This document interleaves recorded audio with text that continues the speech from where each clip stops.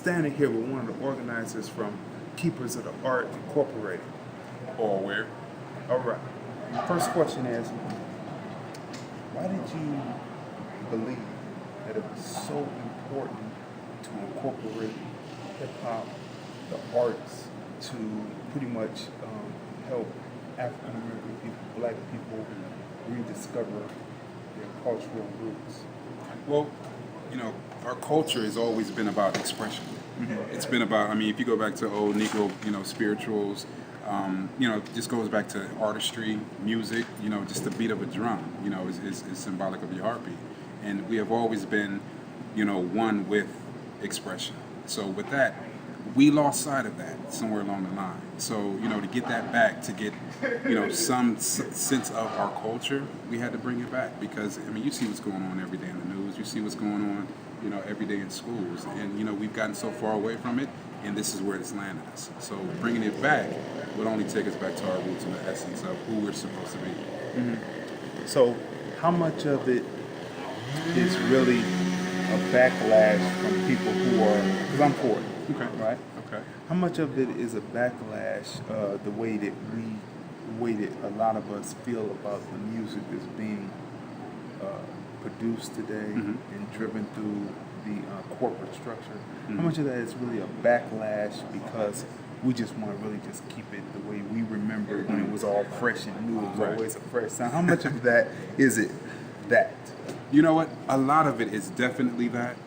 But, you know, once again, just going back to our roots, you know, it's natural. It's something that we do naturally. So with that being said, we never had a platform for it, you know, until corporate America came along and, you know, found it to be, you know, a money maker.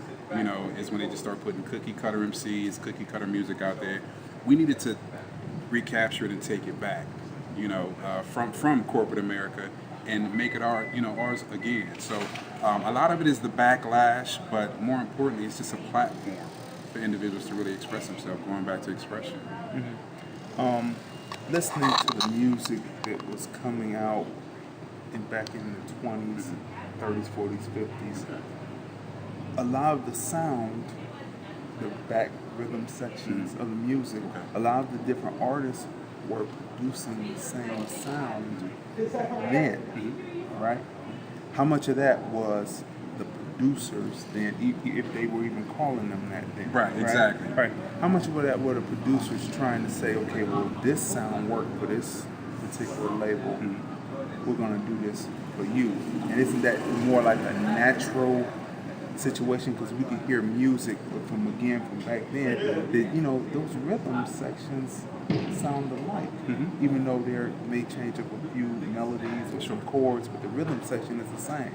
How much of it is just something that's human nature versus something that's more sinister? Because this is what it's really coming down to. Absolutely. And you know what, to answer your question directly and just quite frank, the music was the same, like you said, and the music to a large degree is the same. The music, the beat, the rhythm, but the words have changed. You know, so with the words being changed, that's the sinister part about it, because the undertones are brainwash. You know, it's brainwashing, really, that's the undertone. So even though the music doesn't change to a large degree, the rhythm, the messages have. So once again, we just want to recapture that to make sure that we're putting a positive message out there versus the more sinister messages that mainstream corporate America have really kind of projected out into our community.